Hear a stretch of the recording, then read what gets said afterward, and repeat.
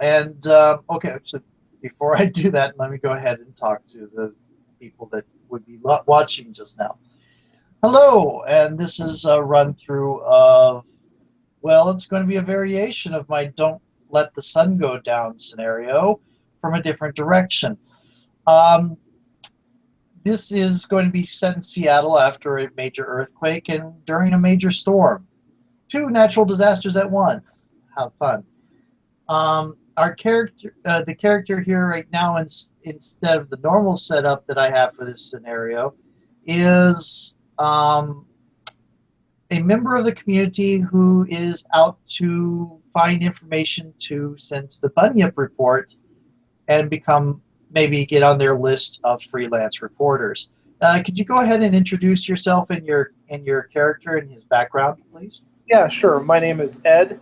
Um, I have been playing role-playing games for about 35 years now, and my character is Robert Castleman. He's a investigative librarian for the University of Washington.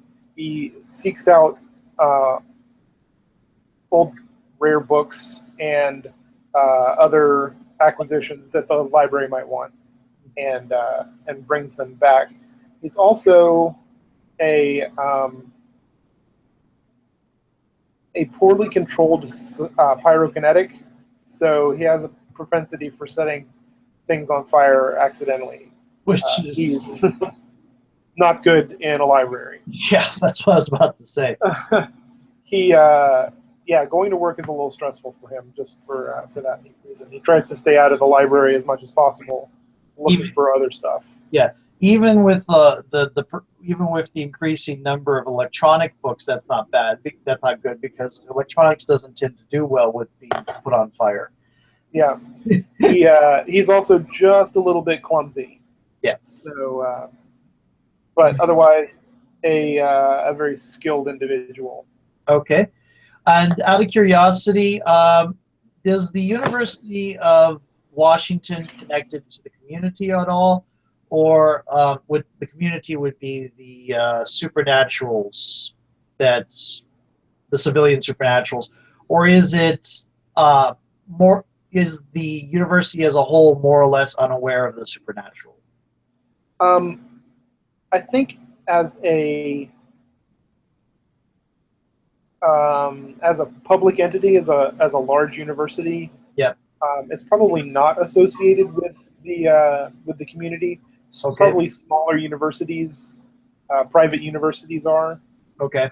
I'm thinking public universities are probably not, though they probably have community members attending them. Yeah, definitely. Working there, Yeah. but yeah, there might be research people are doing on certain things, but well, they've been doing public research in the setting. They've been doing public research in psychic phenomena for a good 30, 40 years. There is credible scientific evidence about psychic phenomena being real because it's being molded by the people that have known it's real for hundreds and thousands of years. mm-hmm. But in general, the public, the broad spectrum public, are generally believe this group of fraud, this kind of group of Madame Cleo type frauds that you would see on TV in real life, who absolutely probably either just don't know anything about real psychic phenomena and just talk like the typical mystic. And so, despite the fact that there is scientific research saying what it really is like, there's a lot of people in the public that will believe this New Age crap. And that's what you would probably end up dealing with. Okay. But as a part of the university, you've probably been connected to one of the official research teams, and maybe even worked with them a little bit. Whether you're whether it's one of the teams that is more closely connected with psych, or one of the ones that isn't aware they're being directed by a secret society. Who knows? Okay. The psych's not entirely a secret society. They have a public phase 2. But anyway, now it is in Seattle, and you wake up in the morning. Go ahead and tell me what Robert. What does Robert do when he wakes up in the morning? He probably crawls out of bed um, very reluctantly. He goes to the kitchen and starts a pot of coffee, eats a sad little bowl of cereal while the coffee brews, drinks some coffee, finally wakes up a little bit, showers, dresses, and off to work. Okay. Let's see. Just a moment. I think I had somebody who expressed interest, but that thought it would go too long. I'm going to give them a reply. Because we only have a short number of players, it tends to go faster. Yep.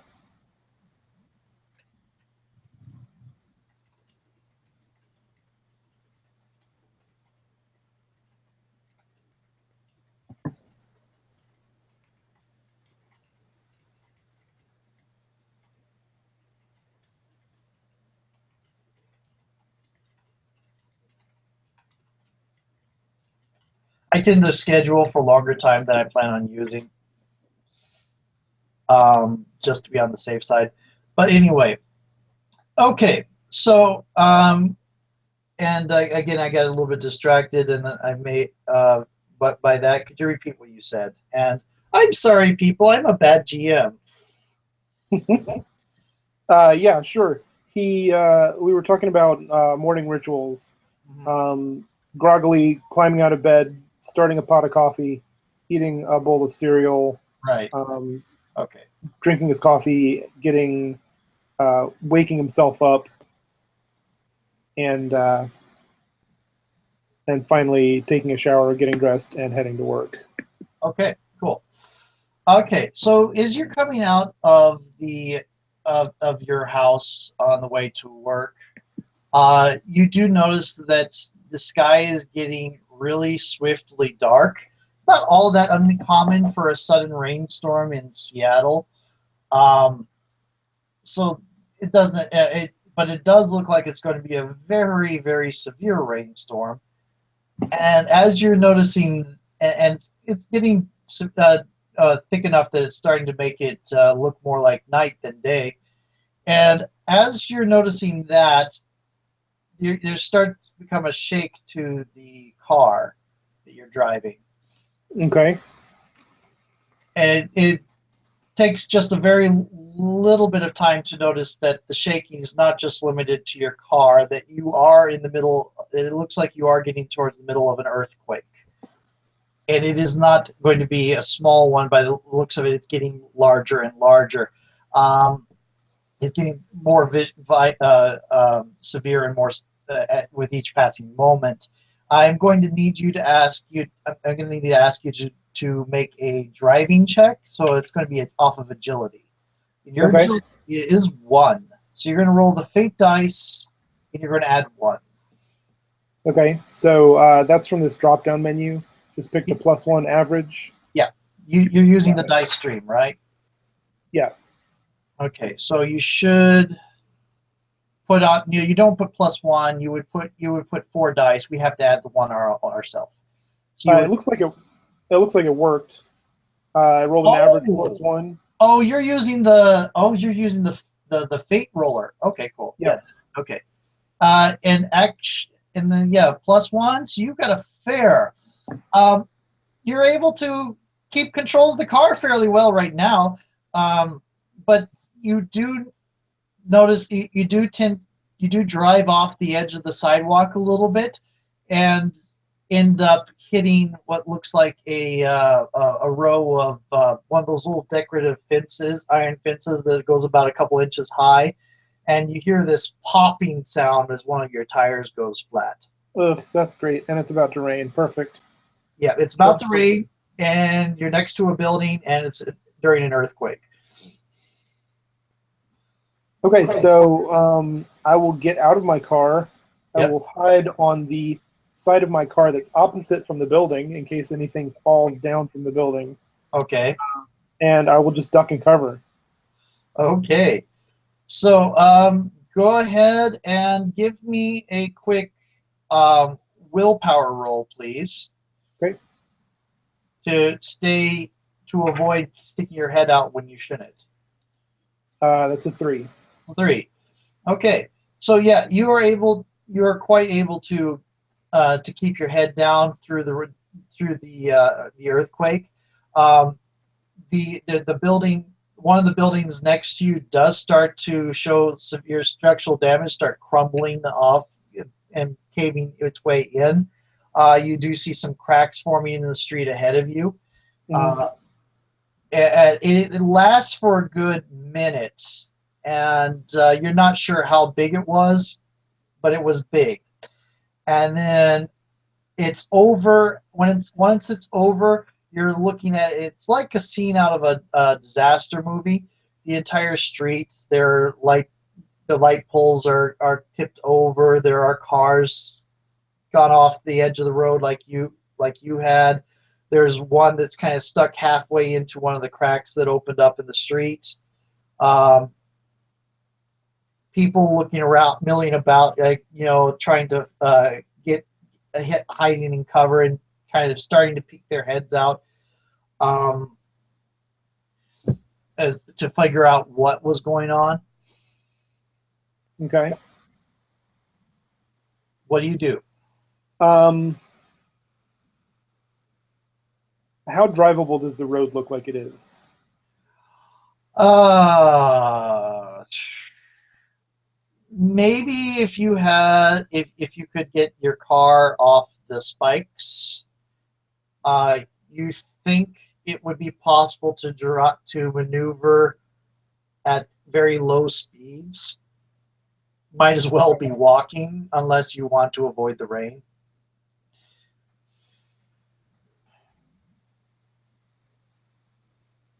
Yeah, I will. I will attempt to pull my car off the little fence and limp my way through the storm. Okay.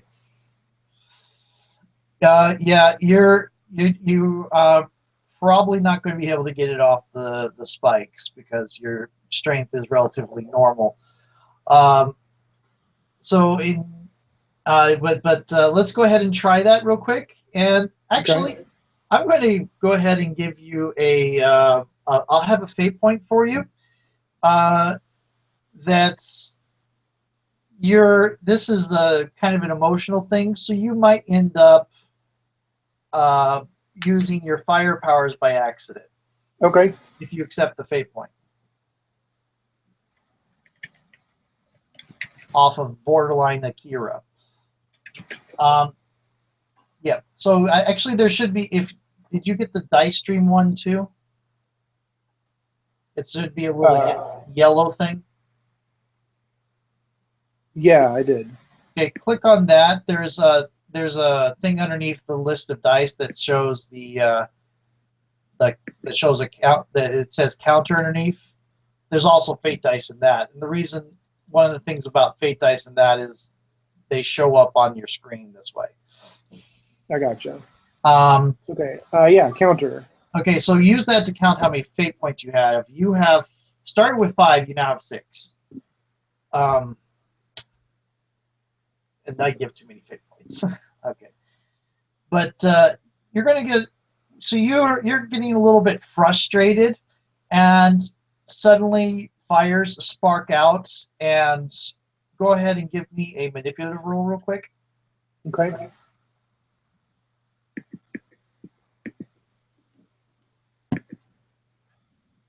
Oh, sorry. Yeah, it's going to be you would do a full what the heck is whatever. No, I figured out what was going on. So I need to do 4 fate dice. And then we add the manipulative ourselves. Okay, so that balances out. So I got a 3. You got a 3. Wow, it didn't. Oh, why isn't it showing on your screen? Oh well. Anyway, so it doesn't matter which one you use. You can use either the fate roller or the dice stream because for whatever reason your dice aren't displaying on the screen. Um, Anyway, you gotta wash. In fact, actually, at this point, since I can't see what you roll, go ahead and use the fate roller, since that way I can. Okay. You got a 3. Yeah.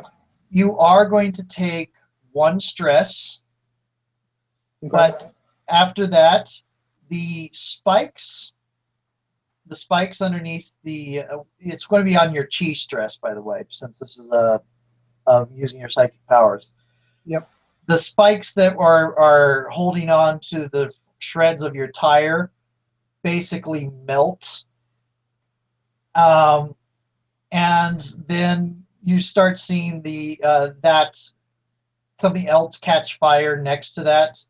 It looks like cars in this don't generally use gasoline, but it looks like something it looks like something flammable was coming from the nearby building.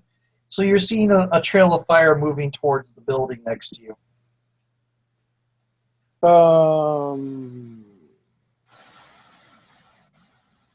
That's bad.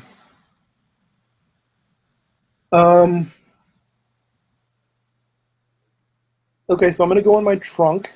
Yep. I'm gonna grab the ever-present and obviously necessary fire extinguisher, Yes. Okay. and I'm gonna try and put that out. Okay. Go ahead and give me a quick agility roll to be quick about it. Okay. Let's see. Is this the Google Effects roll 20? Where's my fate? There it is. Fate roll better. Which did you want me to roll? Go ahead and add it as a fair +1. It's agility. Average. Agility. Okay. Average. You're at a So 1. that's a 1. Now, as it currently stands, it looks like you're going to be a little bit slow to get the fire before it reaches the building and falls whatever trail of flammable material it's following past the wall where you can't get at it, and who knows what damage it would cause then. If you want, you can try to push yourself to do a little bit more, and this is where I'm saying things are about to go wrong. You can spend a fate point if you want. Okay. I mean, one thing you could say is that your foe aspect is anything flammable, so you are used to dealing with putting out fires. You could spend a fate point on that. Okay. So I will do that, and would that just bump me up to +3, or would I need to roll again? You could choose to re-roll, or you could bump up to +3. Statistically, the +2 will be better than the re-roll at this point. In general, you have a greater chance of re-rolling worse than you have, or you have a greater chance of re-rolling less than a +2, or even getting a worse roll because you're at a wash right now. Okay. But a +2 would bring you up to a 3. And then you do manage to get the fire extinguisher and go out, and it's a kind of a small line of fire, and you brush it out with your fire extinguisher, and as you kind of catch your breath, catch your breath a little bit in relief that whatever that was, you managed to stop it. Mm-hmm. And then, let me check something here for you.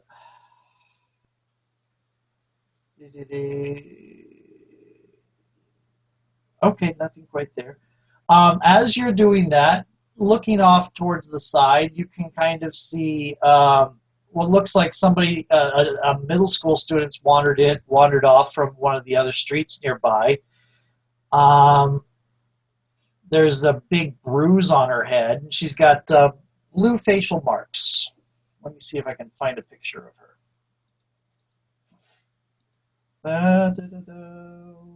Where are you? Pictures. This is usually a lot easier when I have multiple people to work off of. Sorry. No, that's fine. Okay. I apologize. Okay, there you are. Now I need to screen share you. So this is what you see, kind of like a middle school student looking about like this. She's got a rather large bump on her head, and she's kind of moving about a little bit oddly. Okay. You think she, whatever, during the earthquake she kind of definitely hit her head. Um, there she's dropped her backpack off towards the she's not actually, I was going to say, she doesn't have a backpack right now. So you're seeing that. What do you do? I will go up to her and ask her if she's okay. Okay. Also, while you're doing that, could you please make me a knowledge roll? Yeah. Okay. Knowledge is 2. Actually, your knowledge is 3, if I remember correctly. No, No, my reasoning is 3. My knowledge is 2. So that's a good 3. Okay, so facial tattoos aren't that uncommon in this world, and you do know that those kind of bluish markings are often used by white mages, magi, people that call upon the power of the gods. So if Okay. she's, it's quite likely that her family has some connection with white magic. So she might be a community member.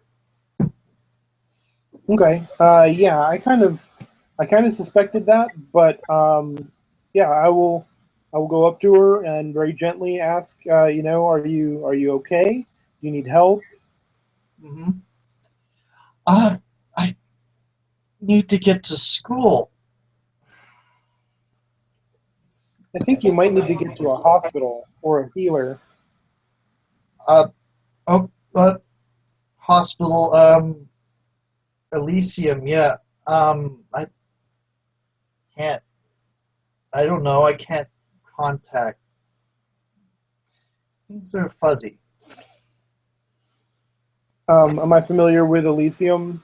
No, I mean, other than its existence in mythology, you don't recognize it. No. Okay. Does she have a cell phone on her? Not that you can tell. I mean, it's quite likely that she dropped her items. Okay. Um, and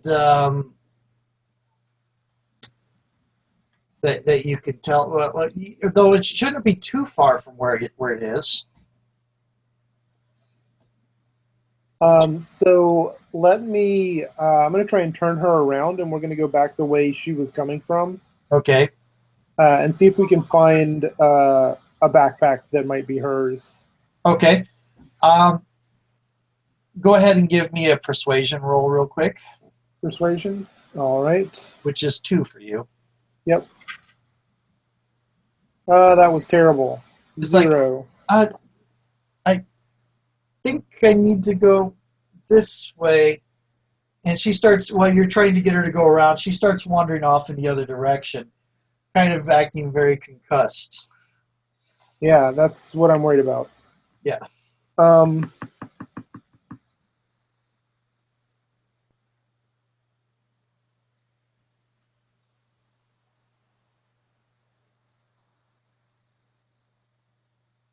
I'm just going to sort of scoop her up as best I can and be like, nope, okay, come on, you need to come this way.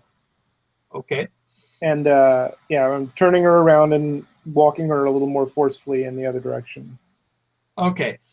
That shouldn't take you too much trouble at all. She's not resisting much. Um, Go ahead and look for. Go ahead and give me a perception roll because it is now starting to really heavily rain. Um, oh, that's actually 4. That was So really good. it doesn't take you long to find a backpack, a school backpack with it's kind of got the an Okami theme to it. You know that video game with the wolf. Yeah, sure. Yeah. So it's an Okami backpack, and it's kind of open, and the school books are kind of scattered everywhere. You do find a cell phone, but it's already soaked. So it's not going to turn on. Yeah. Ugh. And looking up further towards the alley where she came from, there is a massive amount of debris because it looked like she just barely got ahead of a collapsing building. Okay. Which are we closer to, my work or my house? Uh, which would be more interesting? I am going to go ahead and say you are closer to your work. Okay. Then I am going to pack her and her backpack into my car, Yep. and we're going to limp to my work. Okay. And we're going to try and sort out who she is and where her parents are from there. Okay. Yep. And you get her into the car, and she starts. You start saying, "Okay, so I walked to school. I don't need to be driven." Did Okay. Himiko send you to drive me? I don't need to be driven. Who's Kimiko? Oh, Himiko's my daughter. Okay, I'd give her a head tilt at that. She is a little bit concussed right now.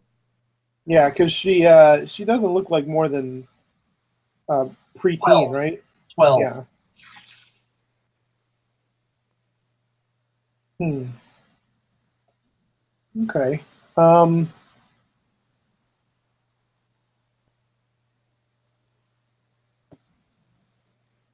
so when I get to work, Yep. once I've got the car someplace dry, Uh-huh. relatively dry, Yep. um, I'd like to go through her backpack a little more closely and see if there's anything else in there, if it's got a name written on it anywhere. Okay. Um, Um, yeah. Go ahead and uh, give me a quick perception roll just to see okay. how quickly you find it.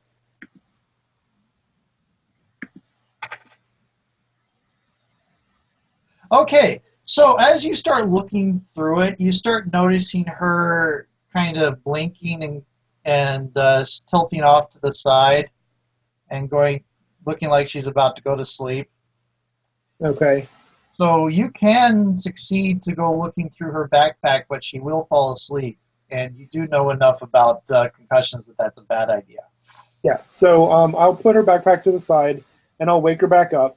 Um, Basically, I want to keep talking to her, Yep. asking her questions, getting her to tell me, where she lives, who her parents are, what their phone number is, if she can remember any of that. Okay. Well, she she can't quite remember her phone number. She does give you an address that's in quite a rather rich part of town. Okay. Um, as to it's like my parents, oh, no, I can't pronounce their names with this mouth.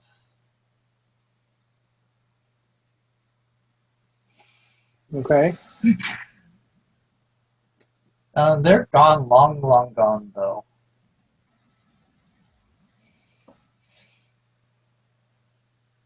Um, but if you do when you do kind of it's like oh my name if you do I must imagine you ask her name Yes.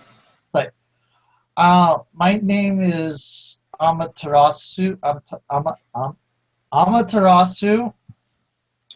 I friends call me Ama or Amachan, something like that. Yeah. Okay. Um,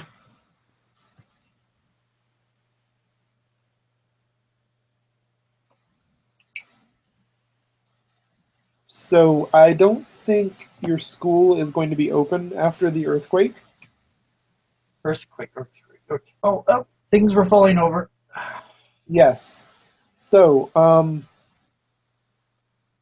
I'm going to change the tire on my car, and Okay. we're going to drive you home Okay, that sounds good. since she was able to give me an address. Okay. Yep. Um, and let's see. Okay, go ahead and start giving me. We're going to call this craft, and your craft is 2 because this involves Okay. repairing a vehicle. Yep. And yep. Ugh, miserable. -1. Okay, so at the moment, I don't see you having any aspect related to. I don't see you with any aspect related to fixing cars. Nope, I So don't. Not unless there's an instruction book. no, you could spit. But right now, what you're seeing is now that you could succeed with cost. And what's I, I can I just spend a fate point straight to get a reroll, or do I have to tag an aspect? you have to tag an aspect. Now you could tag an aspect on such things as the jack, or you could set up a maneuver, or you could just simply fail and then try to set up maneuvers ahead of time to create aspects to help you. Okay. Or you could succeed with costs. And what would happen with succeed with cost is you would get the tire replaced, but something bad would happen as well. And since this is a full-out failure, it would be something very bad. I will go ahead and succeed with costs. Okay, so you do manage to slip to fix the tire, but while you're in the middle of it, the jack sort of slips, and the and you end up gashing your arm rather severely. So you're going to take a mild consequence of bleeding arm. Okay. Okay, I'll put that in here. it's actually a full consequence rather than stress. Okay. Yep. Okay. So you get back into the car, and um, now you're going to have to. What's the problem is you have barely any visibility because the rain is coming very heavily. You can start to try to drive her through to get towards her house. Um, you want to go directly to her house, or do you want to try to find like an emergency station or anything like that? Um, no, I'll try to get her directly to her house first. Okay. Uh, Go ahead and let's make this a challenge. Now, what a challenge is, if you've played Fate, have you played Fate Core? Yes, I'm pretty sure I have. Okay, so just to reiterate for anybody who's watching this, a challenge is one of 3 structures used to deal with more extensive difficulties. And a challenge is what you use when you're not directly in competition with anybody. Now, I could set this up as a contest between you and the storm, where the storm Okay. would roll against you, and you would have to beat the storm in a number of victories to get to the house safely. But I'm going to Right. set it up as a challenge instead. And what I'm going to do is it's going to be 3 abilities. You're going to need an agility roll because driving the car. Mhm. You're going to need a perception roll to see where you're going, and you're going to need a knowledge roll for knowing the streets and how to get there. Okay. So agility, perception, and navigation or Yes, you can do knowledge. them in any order you want, and go ahead. All right. So let's do agility first. Okay. That was pretty good. Yes, it is.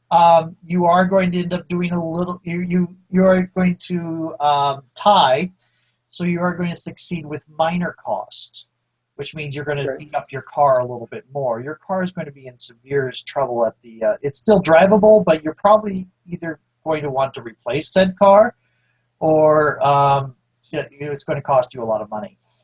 Okay. Okay, so we'll make the perception check next. Okay, So that's a 2. it's a 2.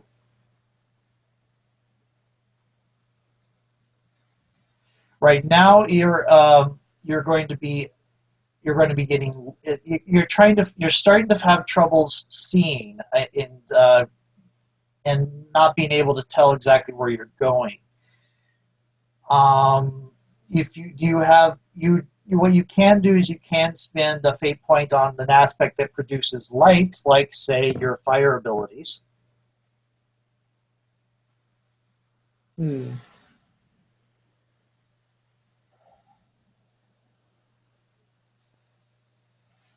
Okay. Yeah, I'll create a ball of fire kind of above my car Okay, to shine light on the street in front of me. and spend a fate point for that. And I will. so that people know, um, if I were to, this is a fate point expenditure to add a bonus to a roll. So that's why I'm not having him activate the power. If it was a more general thing he just did, I would have him roll to activate the power. He might suffer some chi stress for it. But this is just he's activating the aspect to do a minor effect to give himself light. And that gives you enough to go to a 4, which means you're able to go the right to keep track of where the obstacles are in front of you and what streets are blocked and what streets you need to take. And now the last one you need to do is knowledge. Okay. And you're Okay, so that's a 3. That's a 3. So, and you've lived in Seattle for quite a while. You know the streets, and this is a very ritzy part of town she mentioned. So you definitely know that area. Um, it is actually go ahead and roll knowledge again for me real quick, just to see if you recognize the address.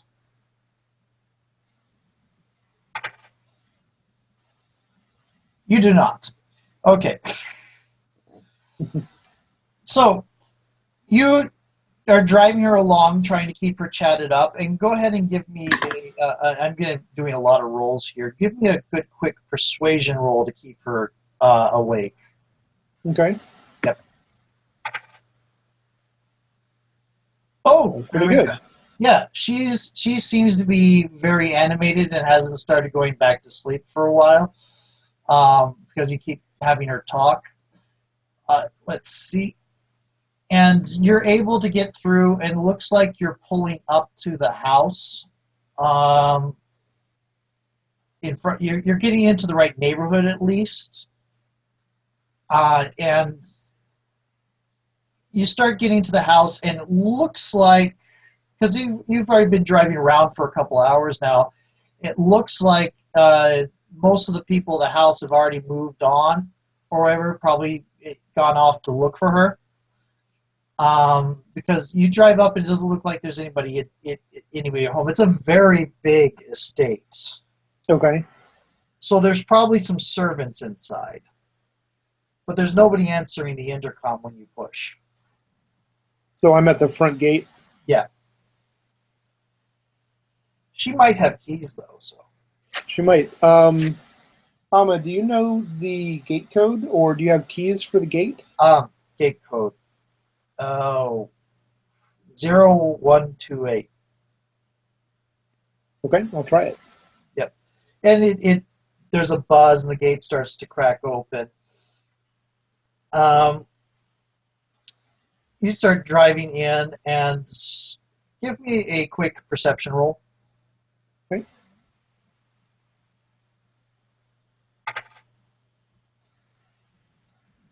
Good.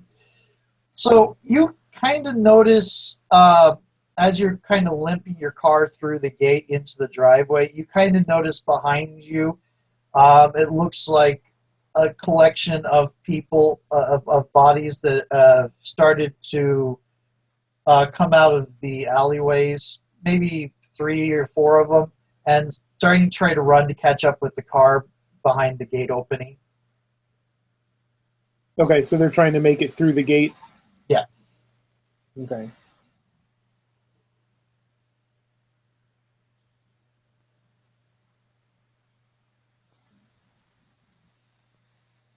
Maybe looters is your immediate thought.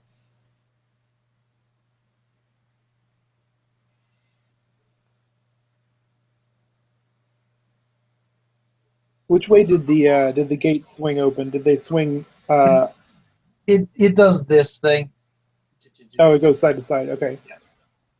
Um, I'm gonna stop and back the car up Yeah. to the entrance Okay. so that there's not enough space for them to get around. Okay. I may be able to block it a little bit, and then I'll get out and confront them on the side that's got the most space. Right. Okay.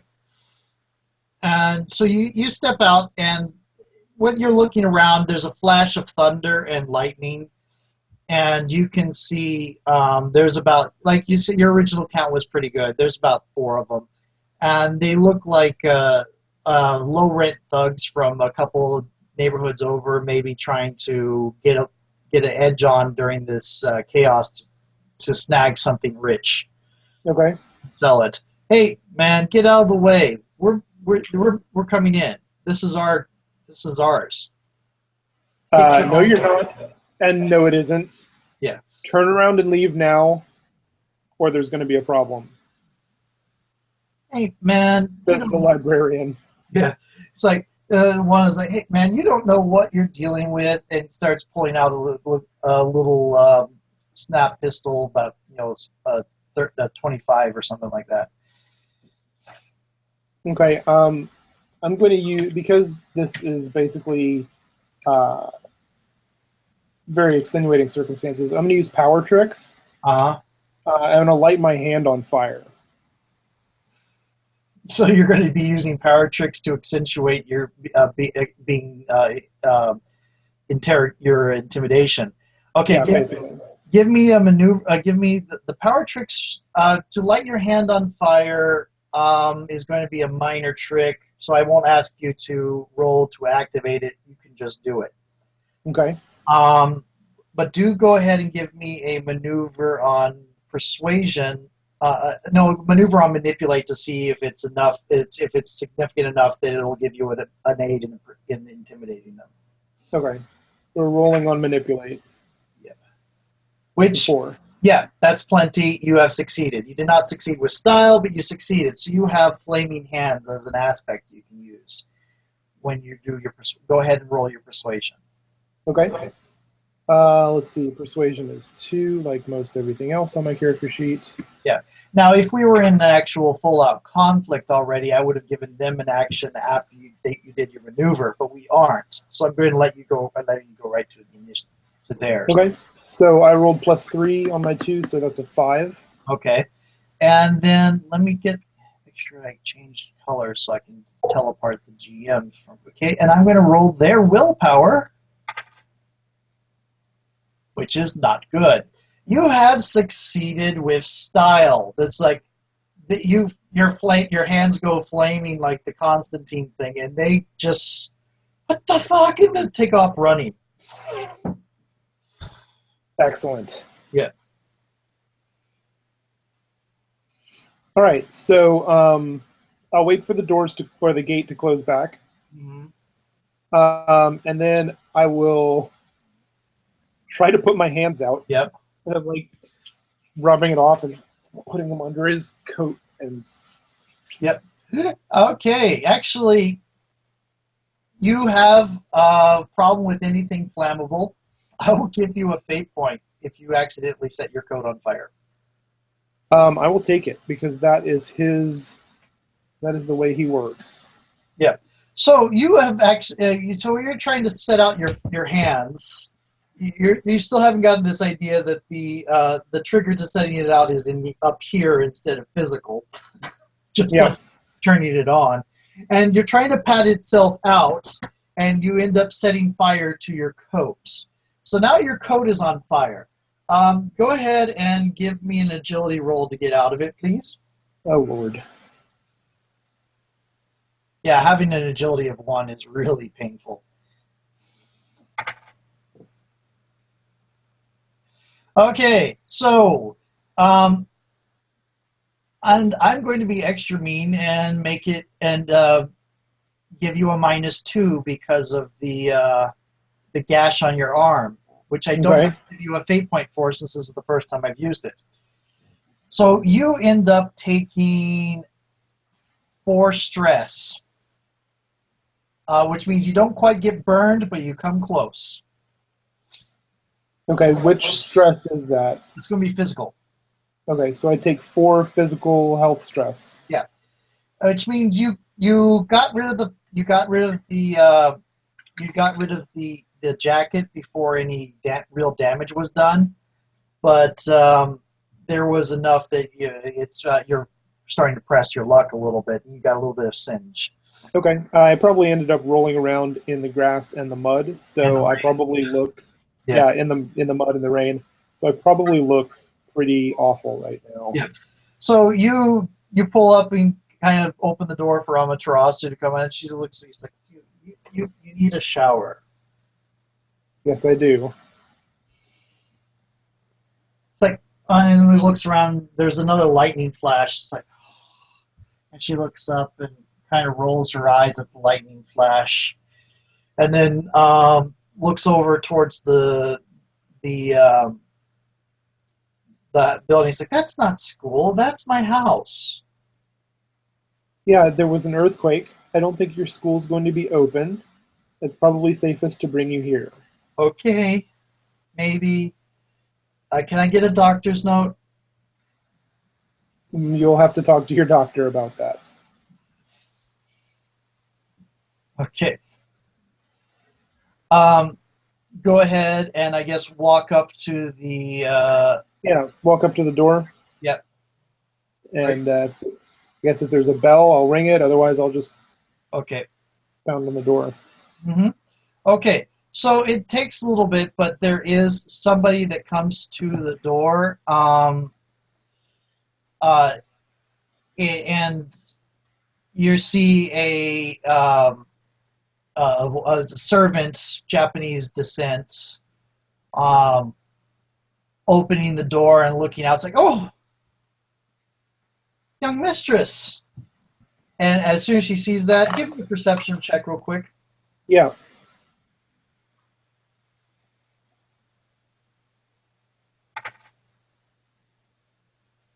Okay, so you kind of notice in the background a woman in a business suit, also Japanese born, kind of normal black hair instead of the blonde hair that Amaterasu has.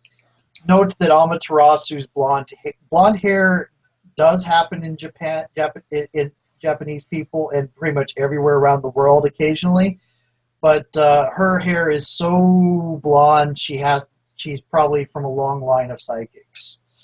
Okay. It's in that range of a blonde that would not be natural in the real world. Gotcha. Um, so there's a woman there talking to a guy in a very severe looking suit, and they hear mistress. Well, young mistress, you're here, and immediately there is um, the woman starts coming over. It's like, oh, it starts going. It's like, what? Where have you been? Your friends reported you missing from the. And who are you? And she kind of looks you up and down at the money beneath and the.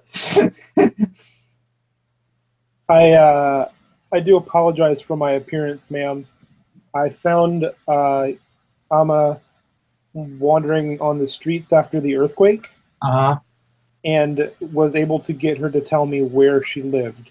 I thought Okay. it best to bring her here than to take her to her school. Right. Oh well, thank you for that. And please go ahead. You notice I rolled there. Go ahead and make another perception roll real quick. I want to A see. perception, okay? Yeah, I want to see something real quick. Nope, you don't see it. Okay. Okay. Well, thank you so much for that. is it has been a little bit of we've been worried about her. And are you all right? And Amaterasu says, yes, yes, I'm fine. I'm a little bit woozy. Himiko, can I have ice cream? Um, but you do notice that Himiko, this being Himiko, who, if you remember correctly, she said was her daughter earlier, does not have any of the facial tattoos. Okay. In fact, nobody else in the room looks to have the facial tattoos that you see. So it's just her, which is rather unusual for magi families. Usually, the entire family has the tattoos.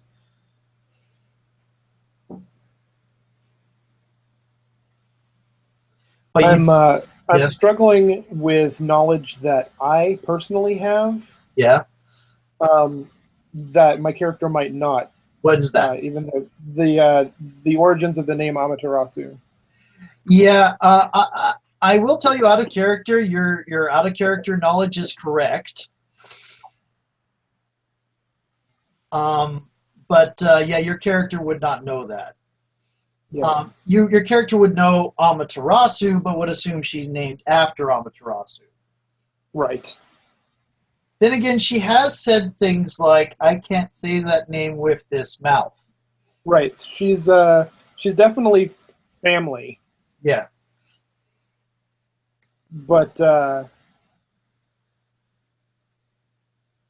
you think, yeah. Right now, you're thinking family. One of the big powers in the supernatural community, very militaristic and very prone to very viciously defending their civilians.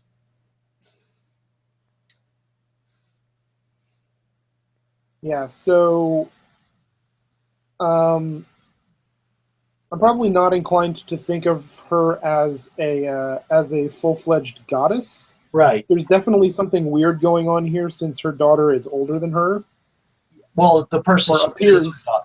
Yeah, The person who she called her daughter is apparently old enough to be her mother. yeah. Now, you do have an aspect of no secret can escape an investigative librarian. Give you a fate point if you follow up on your curiosity and start asking questions. Yeah, we'll do that. Sure. We're going to Not say, being being Japanese, I'm not that worried about politeness and appearances. yeah, Being an American, I'm curious, so I'm going to ask questions. right. And Amaterasu gets taken off somewhere to probably to go get looked at by somebody on staff or whatever. And um, you do okay. You go ahead and go ahead. And so, but Himiko is lingering behind, turn around to face you. It's like, oh, thank you so much. We were very worried about her. Well, I could not, in good conscience, leave her in the street. Yes. Um, is she said that um, Kimiko, you are her daughter? Oh, yes. Very odd. Uh, very odd thing. Every once in a while, she likes to have that joke. It's something about the nature of our family. Don't pay it any mind. Go ahead and make a empathy check. Okay.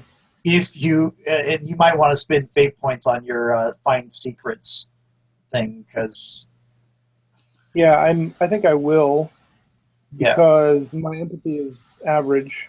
yeah. You wait to see what you roll first because you can spend fate points after. Yeah, I could always get a really good roll, but I didn't. Yeah. So I will spend one of those fate points I got for a On which aspect? on the no secret is safe from an investigative librarian. Okay, and do you want to Essentially, spending that fate point that you awarded me earlier. Yes, that's the way fate point economy works. Um, Great. do you want to do that as a reroll or a +2? Um, let's see. I rolled a -1, which is almost dead average. A reroll is more than likely to give me a +1 or a 0 than anything else. So let's go with the +2 to Okay, bring it up to 3. that's a 3. Right now, as you can see, right now, if you have another secret related aspect, you can tab. Let me see Let me look at your character sheet again. What about any of my advantages? Let me look at your advantages: precise memory, bookworm, and academic. Um, And professional librarian. yep, in professional librarian. I don't think any of those really get into interrogating people. No, not unless I'm looking things up. But you In the can process. you can do ferret out the facts of any situation. Okay, So you can spend another fate point on that. sounds good. I'll do it, and that'll bring me to 5. Okay, so you can tell there is that she is lying. She is lying smoothly. She is. You're only because you're very practiced at picking out patterns of truth and all that. Are you able to tell? Um, you've been told that you might have some sort of untapped psychic ability, sensitive ability in that regard, but Yeah. that might be just psychics assuming everything is psychic. So I'll say to her, she also said something about her parents and that she couldn't say their names with this mouth, but um, I don't have any trouble saying Aikiku with this mouth. I wonder, was she just confused again, or are you not her parent or guardian? I am her legal guardian, yes. Um, I would not put any concern on any of the rest. And go ahead and give me a perception roll real quick. Yep.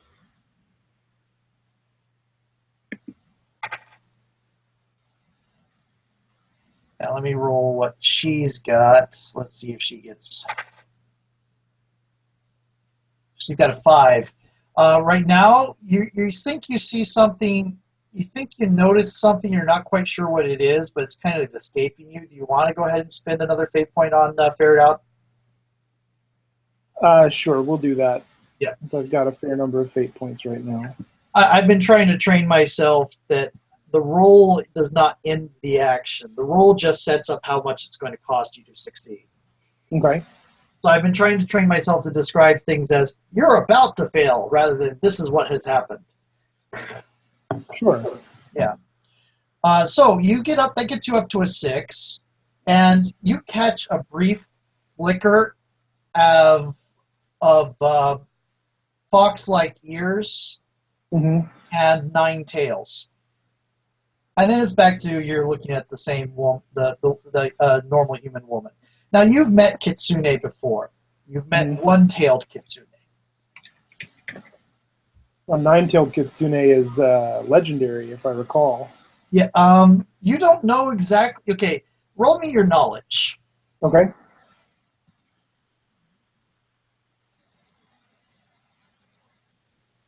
And academic. Oh, that's academic does work on this, and so that would be a 2. But do you want to spin a reroll to? Do you want to spin for a reroll or a +2? No, that's okay. If need be, I can look it up later. Okay. I will change the subject Okay. and ask her if she's got anything I could do to to wrap up my arm.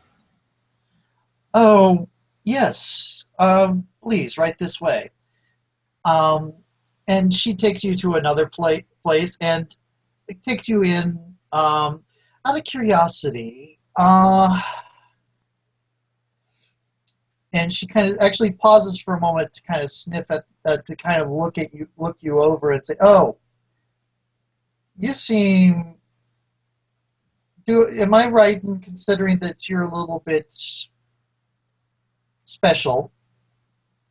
Yes, I have been called special before. Okay. I hope that. It hardly matters in this day and age. Go ahead, follow me. And she takes you in, and there is a section of the manor that um, is a full-out ritual room, and that she takes you through. And past that, there's a nice recovery room for someone's suffering from corruption Okay. or curses. There is a good. It's got bunches of circles on it. They're very complex circles. Instead of quartz crystals, which is what humans usually use, you've seen a couple of. You've been in a couple ritual rooms for humans. Instead of quartz crystals, you see trees, which wouldn't be unusual for. Which would be unusual for kitsune because they usually use rice for the same thing humans use quartz for. They use rice plants. But instead of rice plants, you're seeing trees. You're not really sure what species of tree it is because you don't know that much about it. They have sort of bluish green leaves and bronze, and the trunks look rather bronze. And Okay. some of them are growing in what look to be like oak trees, though they're clearly not oak trees. And they're just all over the room, and they're clearly serving the same purpose as the quartz crystals would. A lot of these are bonsais. This uh, same purpose a quartz crystal would in a human room. But you go past, and she takes you through that into the recovery room where Amaterasu is being looked over by a young man. Looks on the staff. Looks like he's got a doctor's stethoscope and all that. And she says, "Okay, when you are finished with young mistress, can you go ahead and see to this gentleman's arm, please?" And the Thank doctor you. says, "Yeah, sure, yeah." And since it's a mild consequence, it will go away as soon as the scene ends. Okay. And I am closing my eyes. A lot of people might see on the camera this because I'm picturing the scene. Okay, what do you do at the physical stress? The stress is just going to go away because it's going to be at the end of the scene when you get treated here. Um, but this is still the same scene. So for right Okay. now, it's just treated. What do you do when you're getting sit down on a chair somewhere, and Amaterasu is obviously being looked at, and the person there is speaking in Japanese to Himiko. It sounds, the clinical doctor talk, but not overly, somewhat concerned, but not too much, too dangerous. You don't. I don't know if your character speaks Japanese or not. So Probably not.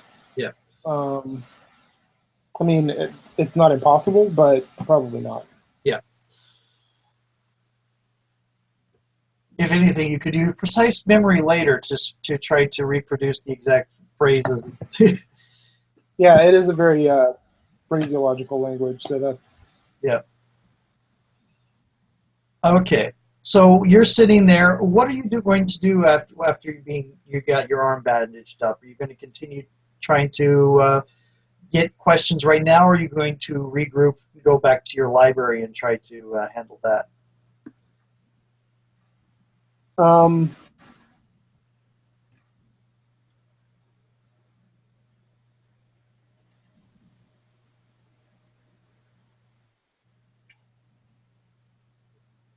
I will I will thank them for their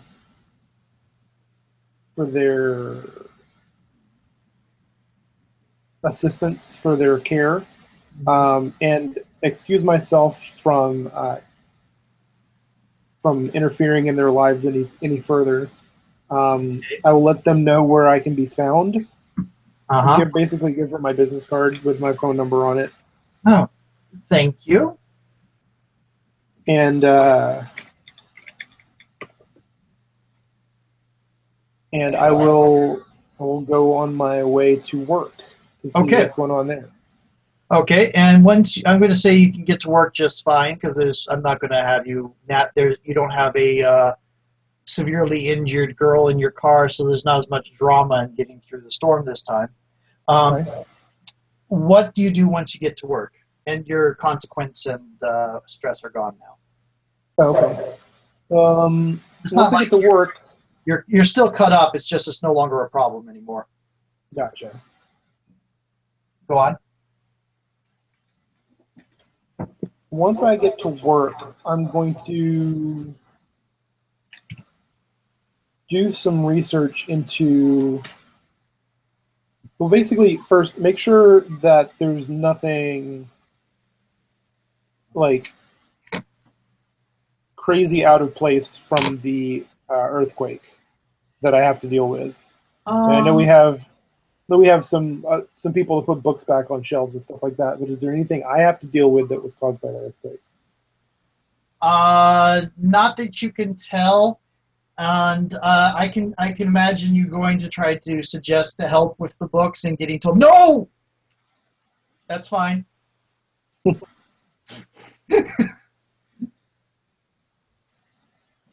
Because while most of the library staff doesn't know, might not, a lot of the library staff you directly deal with probably knows about psychic things, but then they know your propensity for setting things on fire, accidentally or otherwise. Yep. No, it's like no. We got it. We're fine. Okay. Yeah. Then I will go do a little research on Amaterasu and her legend. Okay. Are you specifically researching Amaterasu?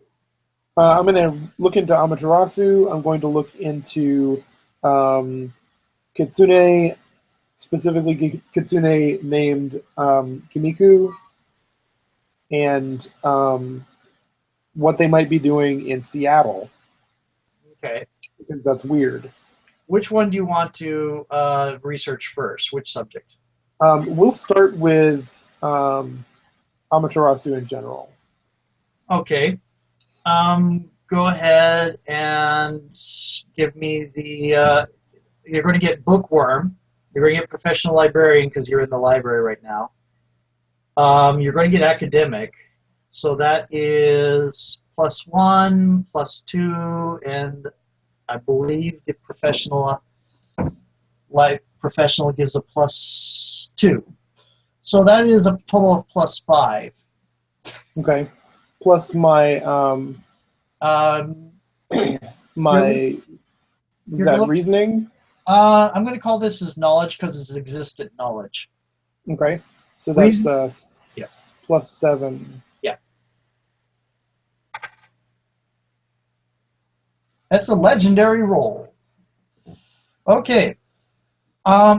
You have found that Amaterasu is definitely a you find what you with real world kind of knowledge that Amaterasu is the central god of the Matsukami pantheon. Um, that she's the daughter of Izanami and Izanagi. Uh, but which is funny because you know that does kind of oddly, if this were Amaterasu, this kind of out of character. A lot of their human names are different from what they originally had as names. But Right. um, anyway, I can speak English. Yes, I can. Okay. At an 8, I am going to let you find some of this the what the community knows about Amaterasu, and that she is one. It is like I said to you earlier before. Most of the community believes that the gods and demons are entities that float around occasionally and borrow life force from living beings, in order to do stuff. So you call upon them, you provide them the energy, and stuff happens.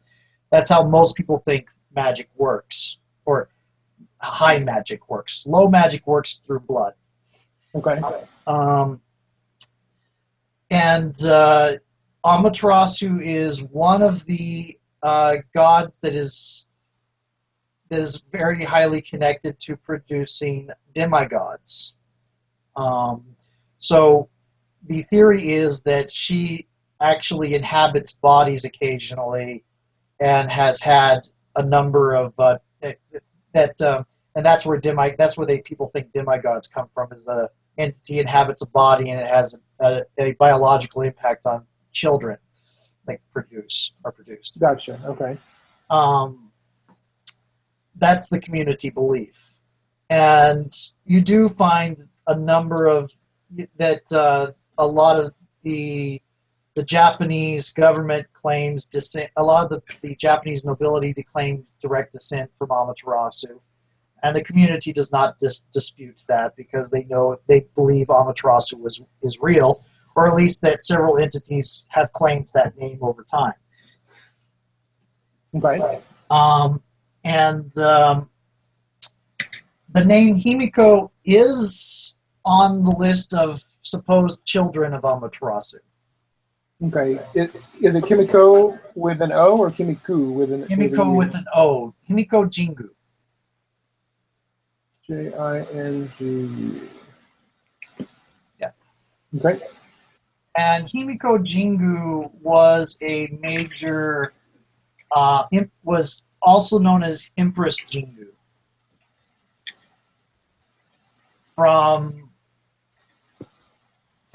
She is a legendary woman who reigned over Japan in the years 201 through 269. Okay. So 1,800 years ago.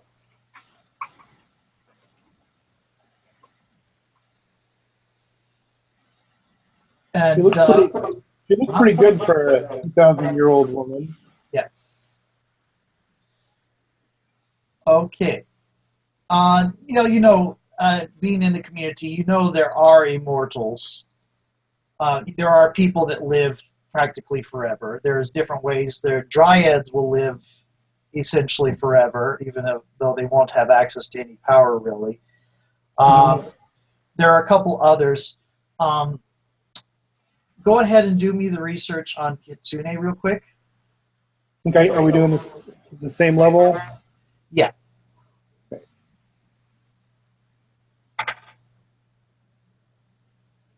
Yeah, I don't play around. No, you don't. Okay, so there are certain. Okay, you do know most Kitsune have one tail. They have a somewhat less lifespan in general than the average human. The average human in this setting lives to about 90. The life expectancy is 90 years old because of the advances in medicine. Okay. But the average Kitsune with one tail lives to about 75 on average, maybe a little bit longer. Mm-hmm. You do know that sometimes they have extra tails, and the more tails they have, the longer they live.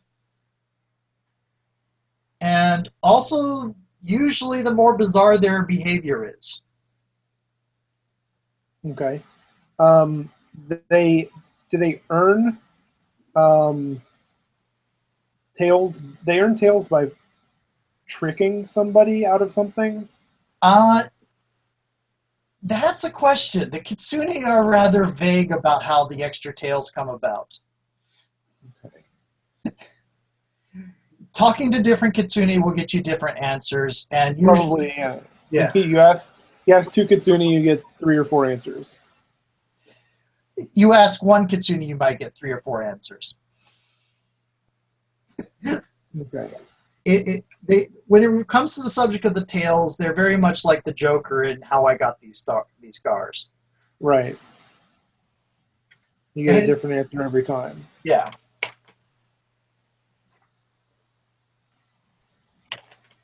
The tails don't just pop up, though. that takes they might get a second one, and then it'll be a couple of years at the very least before they get a third one, if they get a third one at all. Not the ones that get multiple tails rarely go beyond two, and the ones that get to three rarely get beyond that. You are aware that a nine-tailed kitsune is practically immortal. They will live and live and live until something kills them. Okay. Okay, so my little brush with deity this morning. Yeah.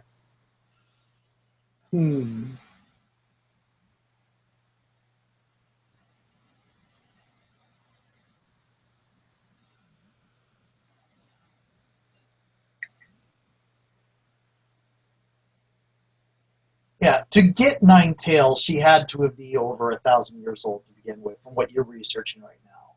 Yeah. The other thing, however, is though you've heard of cases where people have spontaneously become kitsune, it's very, very rare. And again, they're very vague on how that happens. Okay. But Himiko Jingu was, to all the records you can find, she was human, just a demigod.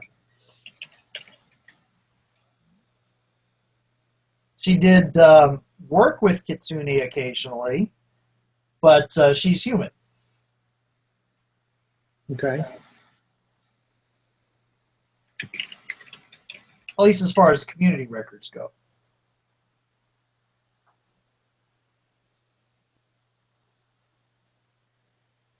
Anything else you want to look into?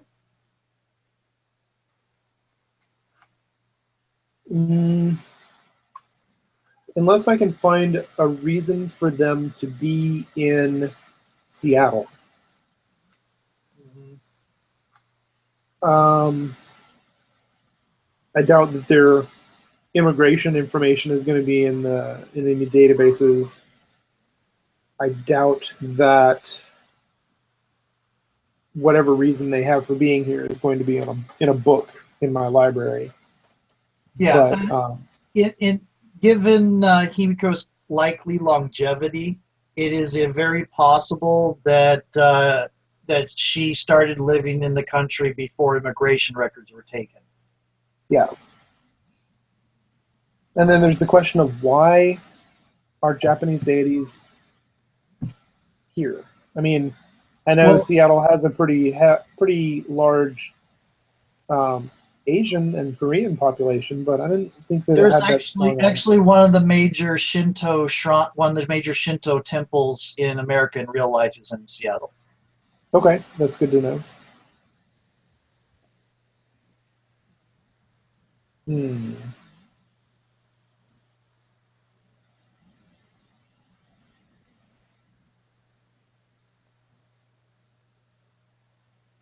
Okay. No, I'm gonna cut my research off there. Okay. Is there any traditional offering to Amaterasu? I'm not too up on Shinto, so I mean I live in Japan, but I'm not Shintoist myself, so No, that's understandable. I'm Catholic, so I believe incense, and they have some ritual offerings that you purchase, like some ritual offerings to sacrifice or to offer. Okay, let's see. At the shrine, held every 20 years to honor Amaterasu.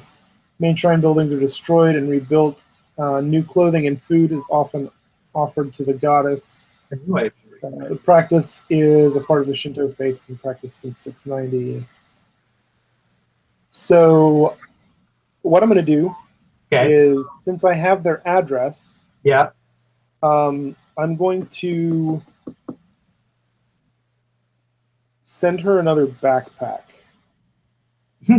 Okay. With a note that says, "It was nice to meet you. I hope you're doing well. Please let me know if you need anything. Sincerely, Robert Castleman." Okay.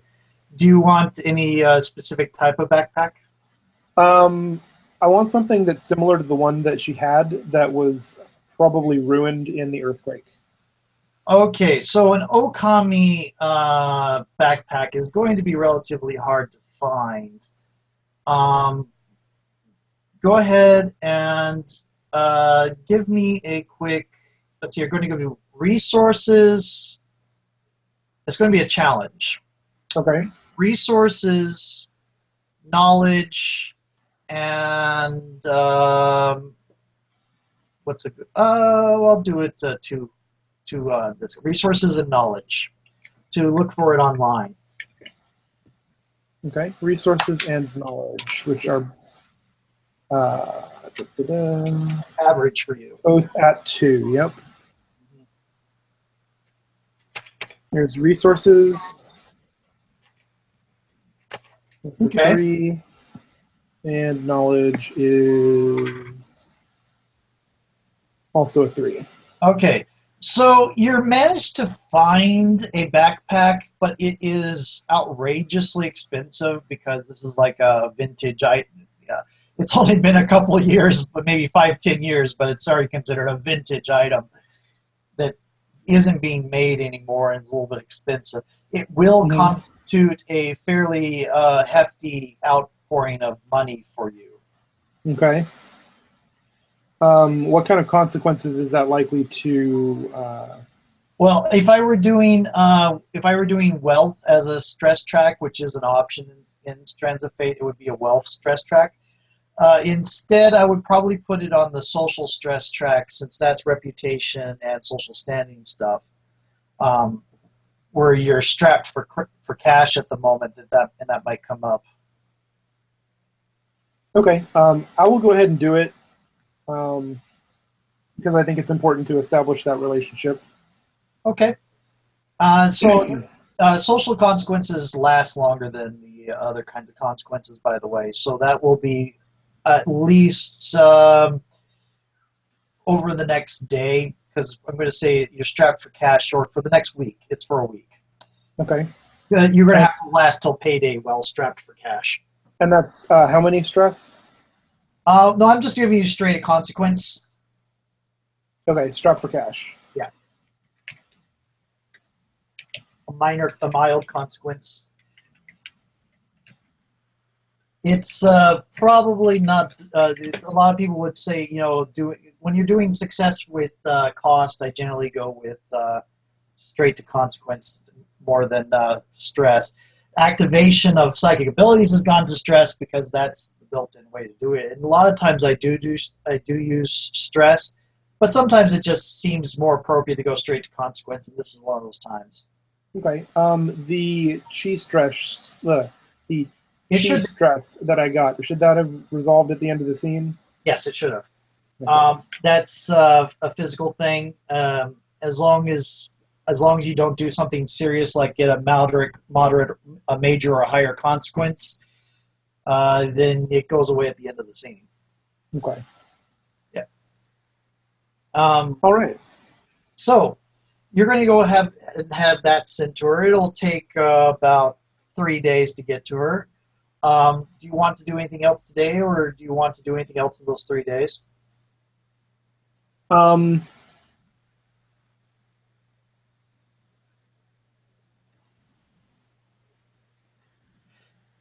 You do know of this website that's the community does. It's called the Bunyip Report, which does reports from around the world of different supernatural things. It comes from it's connected to a newspaper in Darwin in Australia. mhm. But it's kind of like the closest thing to a CNN that the supernatural community has. It's usually set up to be the articles are usually set up to look very clickbaity and tongue in cheek kind of tabloid stuff, Mhm. so that people outside the know don't take it seriously. Gotcha. But people in the know Yeah, know better. yeah. Okay. I'm not sure I want to out them Well, on a blog. you can also look up to see if there's anything weird, anything similar has been happening around. Yeah, okay. I'll do that. And I probably wouldn't have the impulse to see if there was a reasoning, like a some kind of causation behind uh, the earthquake, Uh-huh. but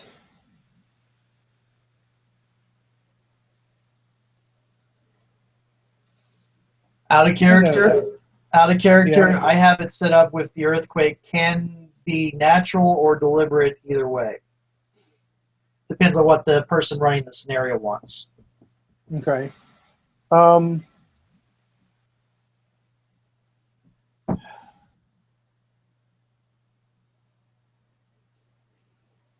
here's what I think is going to happen. Okay. Robert is going to start reading the Bunyip report. Yes. He's going to get sort of click hold into it, Uh-huh.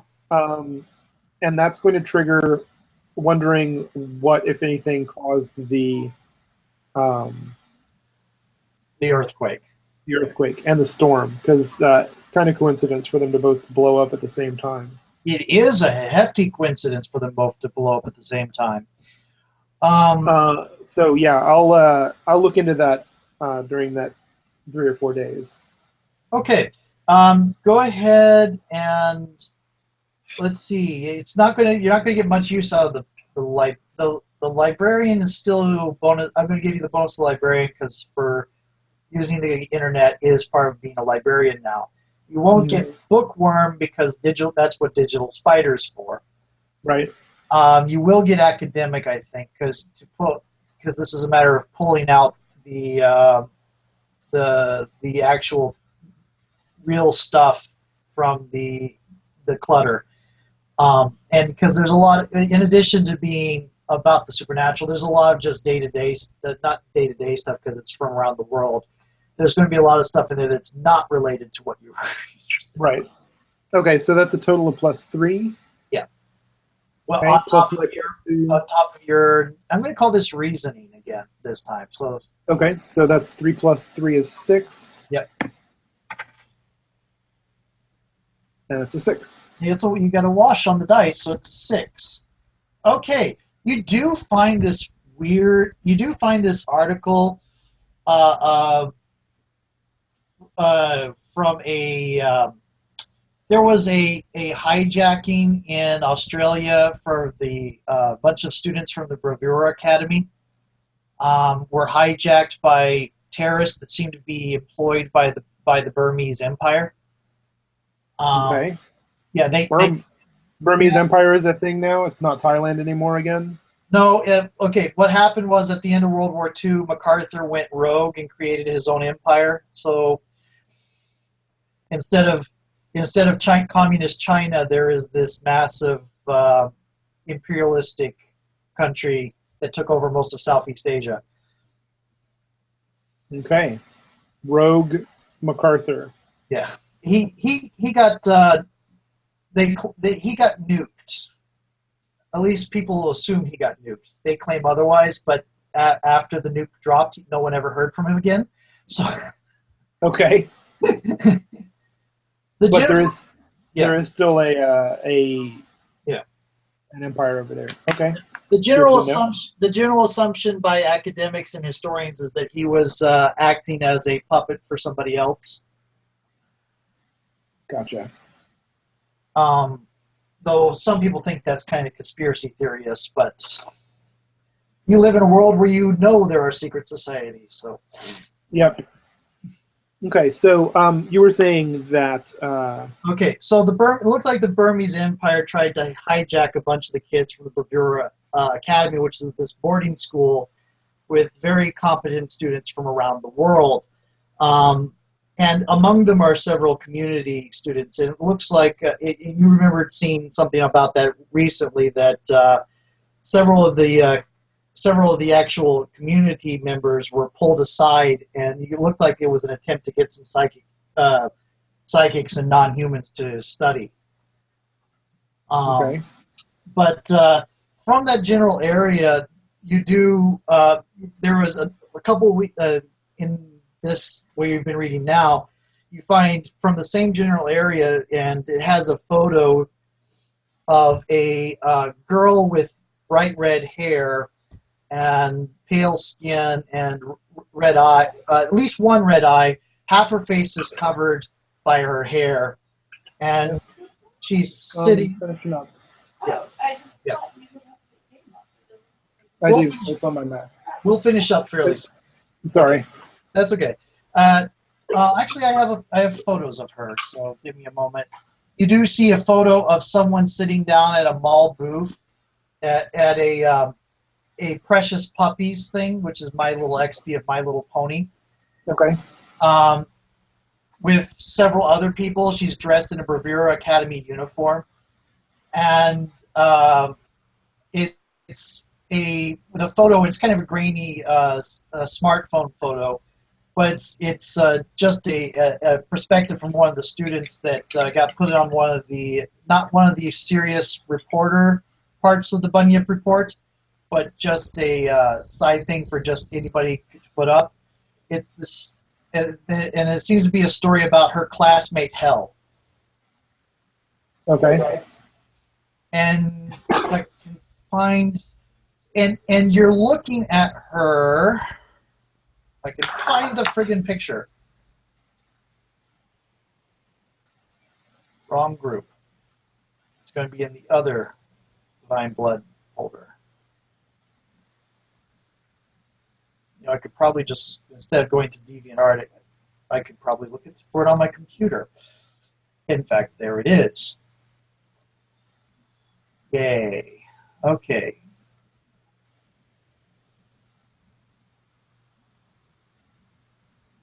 Okay. Wait for it to pop up so I can screen share it. Are you going to pop up?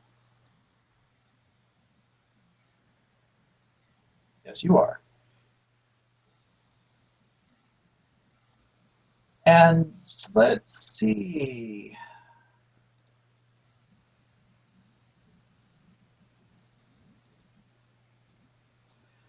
And that's what you see, sort of. And if you notice that the left side of her body is really significantly thinner than the other side. Yes. Okay. So you see a picture of her with a precious puppy toy in front of her and eating lunch with some classmates. And she has red facial marks, which are characteristic of some families that get into black magic, which usually aren't very welcome among the community. Okay. But it's a little story about how there were some people.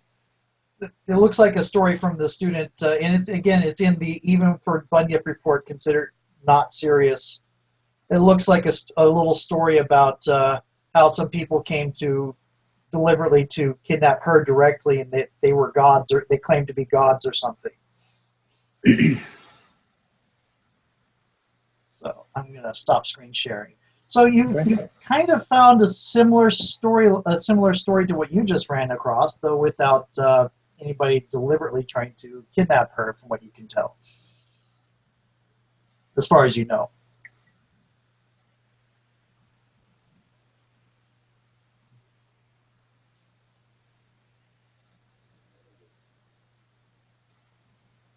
All right. So it's a similar story to only with a demon instead of a goddess. Okay, I see. Yeah.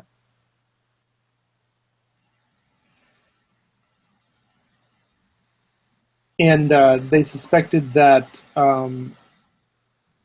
the Burmese Empire.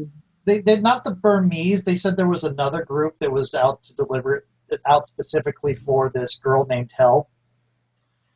Okay. And that they called her the child of Loki. Well, Hel is associated with Loki in Norse mythology. Yep. In which case, she wouldn't be a demon. She would be another goddess, theoretically, though Loki might qualify as a demon, Yeah. being as he's a little bit of an asshole. Yeah, since you don't really know how demons and gods work, you wouldn't know the biology of the issue. Right. I'm thinking more of the mythology. Mythology and temperament of the issue. Mm-hmm. So yeah,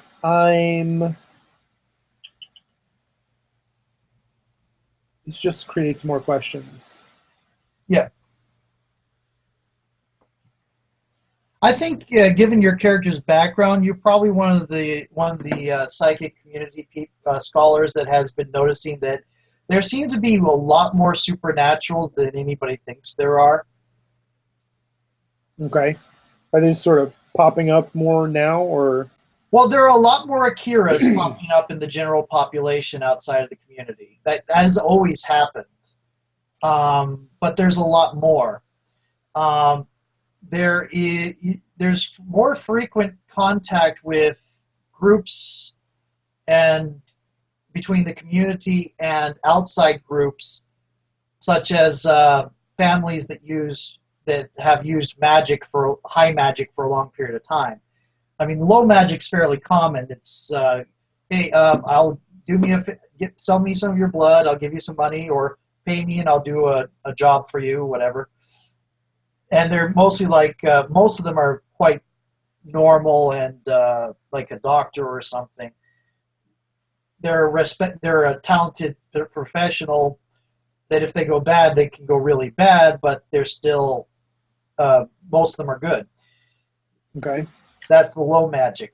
High magic's more rare in the community because go back about 2,000 years ago, there were the purges, where four demons and three gods went about on a genocidal rampage, and it triggered some of the bad times in Europe and Asia and other places around the world, even when they got stopped by whoever. So there's a lot of distrust of the immortals in general, even though gods are considered less dangerous than the demons. Okay. So high magic is kind of looked at funny, but if it's white magic, it's accepted.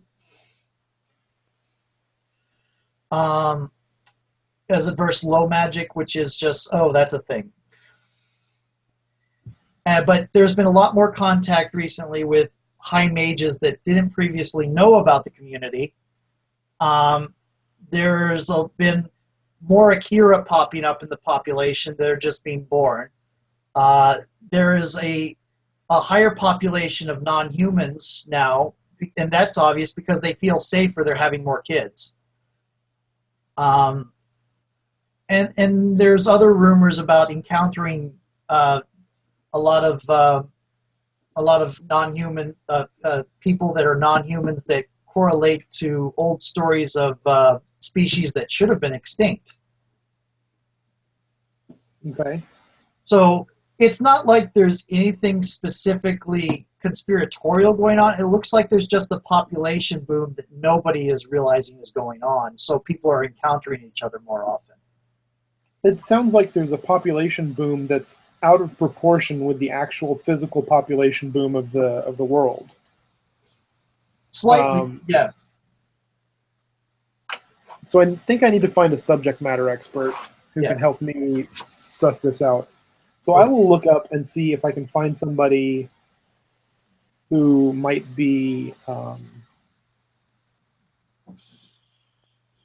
And this is where I run into the thing that I haven't detailed the important personages in America yet. Okay. I'll say what we can set this up for the next thing because the next thing is going east. Okay. What I'm going to say is, a name for somebody who's off in New England that might be an expert on the population situation, and And out of character, yes, the supernatural population is booming much faster than the non-supernatural population. Yeah, that's what it sounded like. Yeah, nobody's really aware of it. They're not paying attention. Yeah. Yeah. Um, but yeah, what you're looking at, all the different stories you run across, it's a matter of there are more people that are connected, therefore there's more encounters.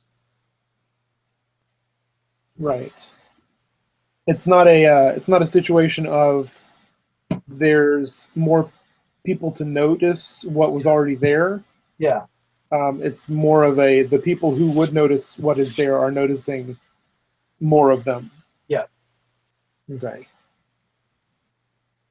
So, so yeah, I'm gonna find somebody who works in uh, like a research facility or a research position about the spontaneous expression uh, of community abilities. Okay, so you're going to look into the people talents expressing in families that didn't have a previous history of psychic ability. Yeah, basically spontaneous creation of ability. Right. Okay. And we'll save that for next week, I guess.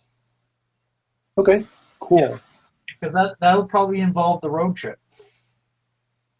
Yeah, definitely. And maybe I can find somebody to go with me and share gas. Let's hope so.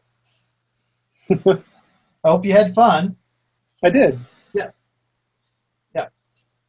Yeah. Out of character, Hell is a very fun character to torment. she takes she takes things so seriously, and then she'll go into precious puppy mode. It's, It's fun. yeah. One thing you would know: the bright red hair, the red eyes, because you do get to see at least one red eye. That the hell that you see in the picture is almost definitely a death seer, which means she can see ghosts. Oh, okay. Because death seers are either extremely pale or extremely dark skinned. One of the two. You know, high melanin or almost albino. Okay. And their hair colors are either white, black, or red. And their eyes are always red. Okay. Yeah. That's one of the few psychic abilities that actually has a visible impact on what they look like. And it's not a terribly uncommon power. It's uncommon enough that a skilled deaf seer, their abilities are useful in medicine and in dealing with ghosts, which are usually not a problem. But if you do need somebody to talk to them, so they generally get, if they have good training, they generally get fairly high pay. Okay. Yeah. But anyway, so yeah, we'll save that for next time.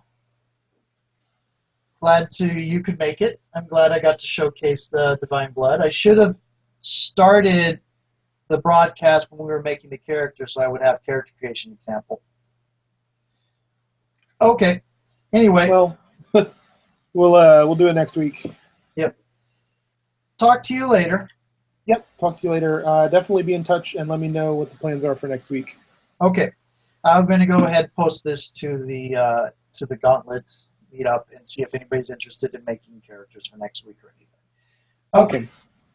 Talk to you later. Yep. Bye. Bye. And I look funny when I'm looking at the monitor, not the camera.